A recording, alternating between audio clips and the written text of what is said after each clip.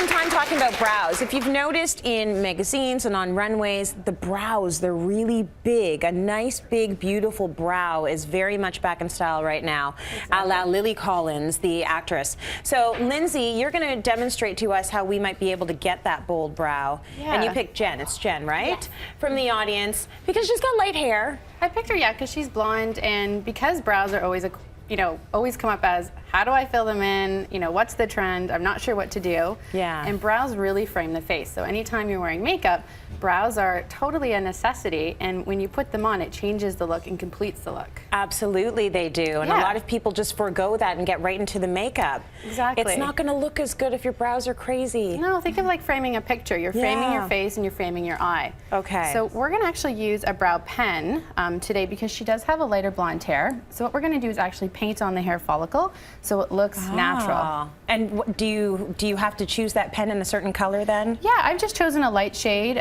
Typically you want to go 2 to 3 shades darker than your natural hair. Okay. So you're actually getting definition. That doesn't mean you have to go, too dark if you're blonde, but just something that's going to really, stand out a little bit and more. look like it's actually your hair. So what I'm going to go ahead and do is actually paint on her hair. I want to see how you're going to do this, because I think that a lot of people, when they hear, okay, so I've got to paint my hair follicles on my face, I don't feel like this is going to turn out right. But if you take the small little strokes. Yeah, you're just literally following your natural brow line, and you're going across the brow, and it's literally looking completely natural. And what's really neat about pens is they dry waterproof. So if you tend to rub your eye or you smudge your eye, it's not going to go anywhere. Yeah. And it's going to stay put all day long. So how do you take that off then at some point? Just a regular makeup remover. Okay. Yeah, it's easily removed at night.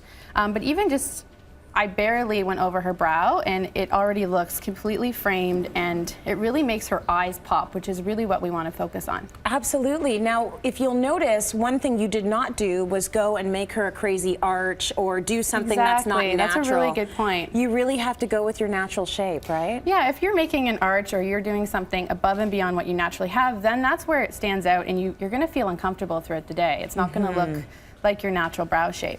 Yeah. So if you just literally follow it, and it's really great too if you have a sparse brow or if you're getting grays in your brows. Yeah. It literally just fills it in and looks like your natural hair color. Now, if you want to go a little bit thicker and a little bit bolder, Good question. how do you know how much is too much? So I always say mix. So start with a light and go into a medium. So Okay. you're actually building the brow. So we can do that right now. I can show you. Why not? We have, what, a couple of seconds? We have a minute? I'll Okay, be good. quick. Yeah, we have a minute. We're fine. So I'm going to take a couple shades even deeper than what she's wearing to create that bold trend look. And we're just going to go through the brow.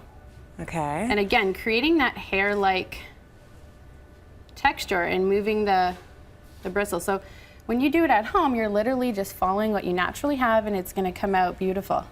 So did you use it, so you used a different color there? Yeah, I just went a couple shades deeper into more of a medium shade. Yeah. And then it kind of all blends together instead of going straight to that dark powder or that dark gel where it's just too stark on the eye. And when you're building it, you're building above and below the brow? Exactly. So you're just, honestly, the best way to do it is follow what you naturally have. Okay. So you don't want to go up because that's going to change too much of the shape, and then that's when it tends to look like you're wearing product. Yeah. You just want to literally follow exactly what's there, and it will always come out every time. Okay. And this is a good recipe if you went crazy with the tweezers too. Oh my gosh. Remember at some point the really thin brows were in, and I was like, oh my God, I want my brows back. What do I do? Sometimes they don't grow back. It's so true. So you got to just line them in there. Good lesson. Thank you.